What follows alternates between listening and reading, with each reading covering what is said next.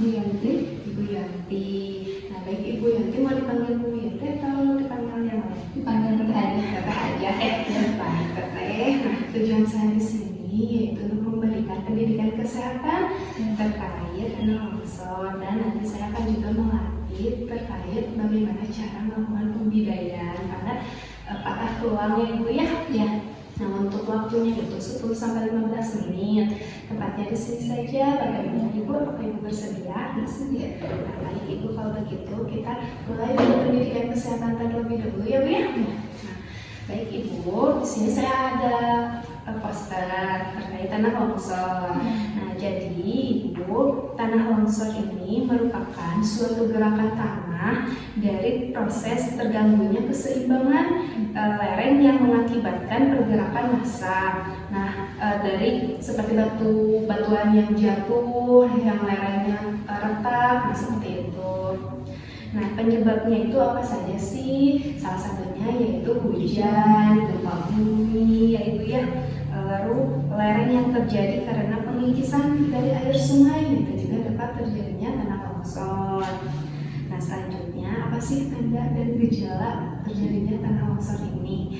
Nah, jadi tanda gejalanya itu munculnya retakan dari lereng yang sejajar dengan arah tebing.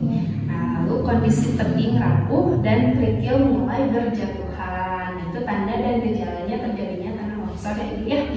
Nah, selanjutnya ada dampak terjadinya tanah longsor. Salah satunya yaitu menelan korban jiwa dan terjadinya kerusakan infrastruktur seperti jalan, rumah, jembatan, dan terjadinya kerusakan pada lahan juga.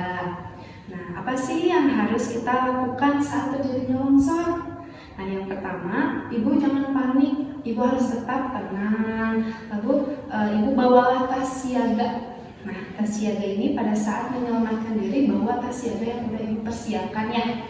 Dan lalu Ibu lari dan berlindung ke tempat yang sudah aman atau di titik kumpul evakuasi.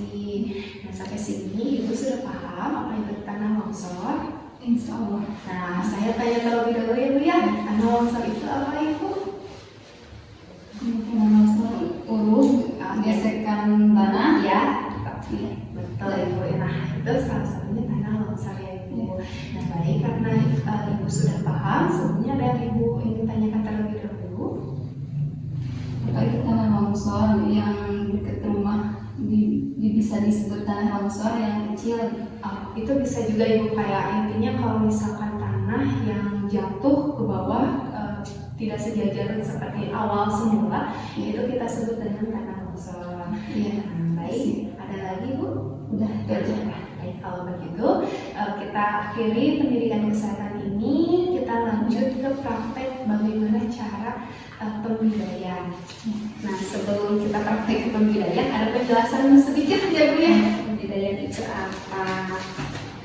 Nah, jadi Ibu, pembidayaan ini adalah tindakan untuk memfiksasi atau mengimobilisasi bagian tubuh yang patah tulang itu biar tidak terjadinya perubahan atau makin parah gitu. Jadi si patah tulang ini harus kita posisinya harus diam gitu Ibu. Jangan banyak gerak, kan kalau misalkan gerak kayak gitu kan nanti malah jadi makin memperparah. Nah, makanya dari itu, dari pembidayaan ini tujuannya yaitu untuk memfiksasi si tulang atau kaki atau tangan yang patah tulang tersebut.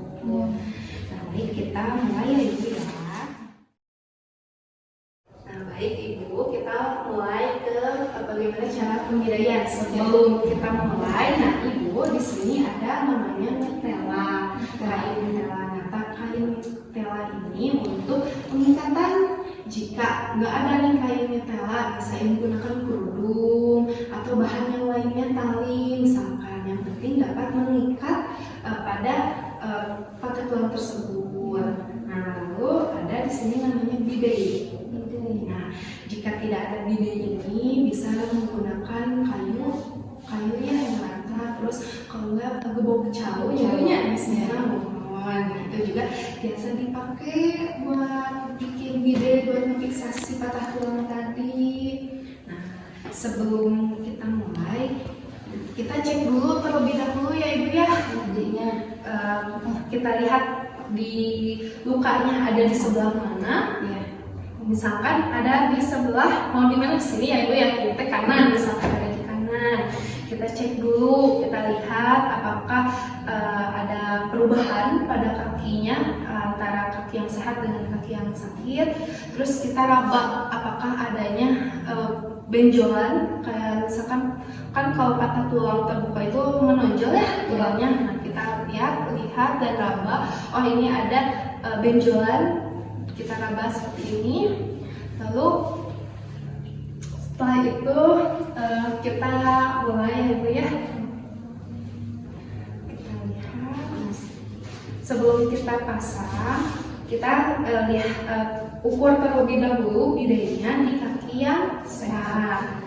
Tujuan untuk pengukuran ini yaitu untuk mempaskan ukuran bidai dengan ukuran kaki korban. Takutnya kepanjangan bidainya ini, jadi kan kalau kepanjangan atau ukurannya tidak pas itu malah bukannya notifikasi ya Ibu ya, malah takutnya jadi memperparah juga buat nggak pas. Jadi sebaiknya kita ukur terlebih dahulu. Kita ukur. Jadi Ibu kalau misalkan patah tulangnya ini terjadi di tulang, di bagian tulang, maka pasang bidainya ini harus melewati 2 sendi lutut dan sendi pergelangan kaki. Jika terjadinya si patah tulang ini di antara persendian di sini misalkan, maka harus dilakukan pemasangan bidai ini harus melewati antara 2 tulang, tulang paha dan tulang betis. Sampai sini Ibu udah paham? Insyaallah ya. Nah, ini kan kita sudah contohnya misalkan terjadi patah tulangnya di tulang ya Bu ya, berarti harus melewati 2 sendi ya Bu ya. Nah, berarti seperti ini ya Bu ya, harus melewati 2 sendi lutut dan sendi pergelangan. Sudah pas nih Ibu ya. Nah, kita pasang nitella terlebih dahulu. Pasangkan nitella.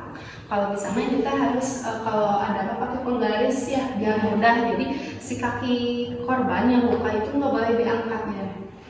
Kita masukkan perlahan ya Bu ya.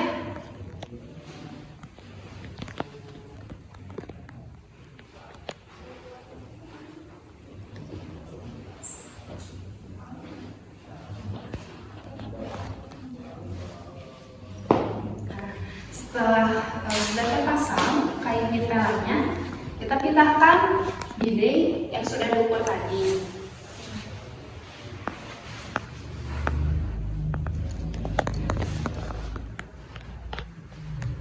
Nah, cara untuk pengikatan yang pertama, biar si posisi bidainya ini tidak berubah, kita harus mengikatnya dari yang tengahnya terlebih dahulu, biar si bidainya ini diam ya Bu ya.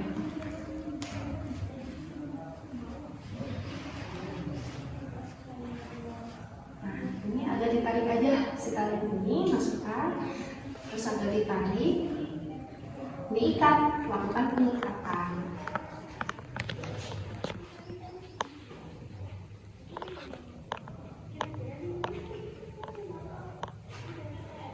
Nah, ini kan panjang ya Bu ya, bisa dimasukkan aja ke dalamnya, dan kita cek ini harus ada 2 jaraknya, biar enggak mengganggu sirkulasi perdarahan darahnya. Nah, selanjutnya setelah itu Ibu bebas mau pengikatan yang atas dulu atau yang bawah dulu boleh.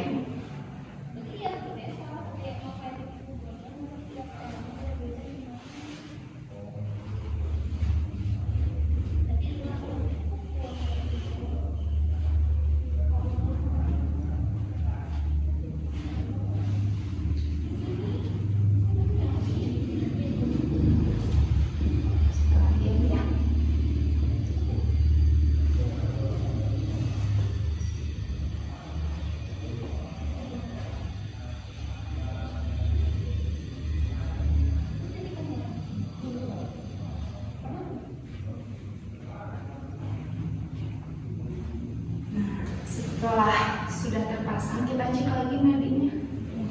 Cek nadi. sudah terlebak, lalu rasakan sudah adanya pergerakan ya Bu ya. Berarti sudah selesai untuk cara pembidayaan ibu tersebut. Nah, bagaimana Ibu? Apakah Ibu sudah paham terkait bagaimana cara pembidayaan ini? Ya, paham. Nah, paham. Nah, kalau Ibu sudah paham, kita praktekkan ya Bu ya. Biar benar-benar Ibu ini udah paham. Kita praktekkan ya Bu. Ya. Terlebih dahulu.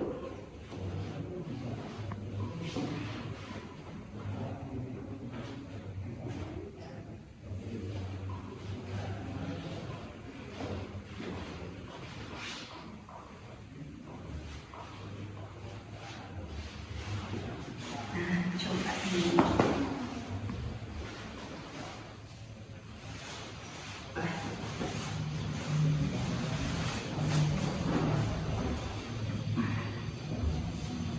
Ya. Dicek dulu lukanya ya, diraba dulu, takut ada yang menonjol, takut tulang yang menonjol. Udah, terus diukur sama tidaknya di kaki yang sehat ya. Tujuannya itu terbuat apa Bu? Supaya apa, pas kayak gini. Terus ini apa namanya, mitelanya skin di sini ya, maaf ya.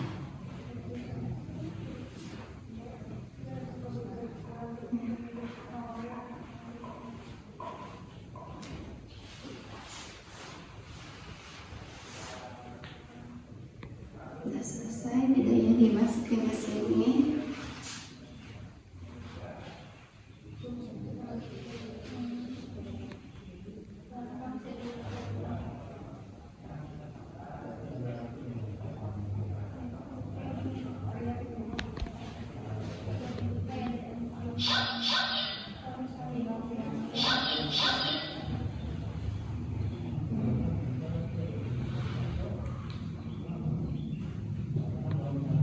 Dimasukin. Ya, betul Ibu.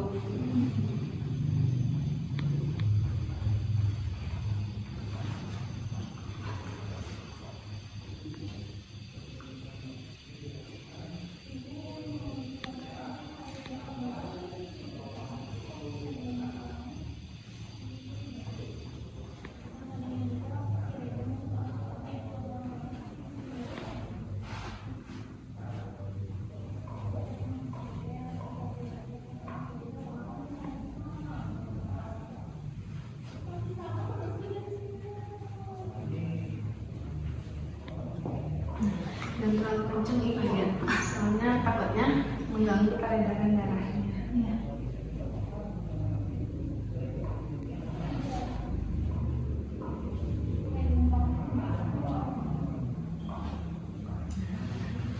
Ini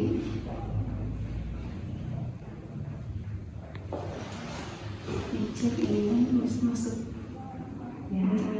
ya. Nanti kan di rumah harus ada dari bagian Bu berarti. Dicek nadinya gitu ya. Cek nanti di sini. Udah di ini dirasain ininya, Ya, ini dadanya sudah ada kan? dada. Berarti tidak terlalu mengganggu sirkulasinya juga ya, pergerakan biasanya kan kalau terlalu kencang takutnya pasiennya juga memang nggak bisa menggerakin jarinya juga gitu. Nah, berarti sampai sini Ibu sudah paham ya terkait bagaimana caranya melakukan pemasangan kide ini dan bagaimana Ibu apakah Ibu sudah paham dan sudah bisa ya berarti ya. Nah, alhamdulillah kalau Ibu sudah bisa dan kalau misalkan amin-aminnya ya Ibu ya ada yang misalkan patah tulang gitu ya, berarti Ibu bisa membantu untuk menangani patah tulang tersebut sebelum dibawa ke medis ya. Jadi kalau begitu sebelumnya ada yang ingin ditanyakan terlebih dahulu Ibu? Sudah ya. Sudah ada. Nah, sudah aja ya. Berarti kalau begitu kita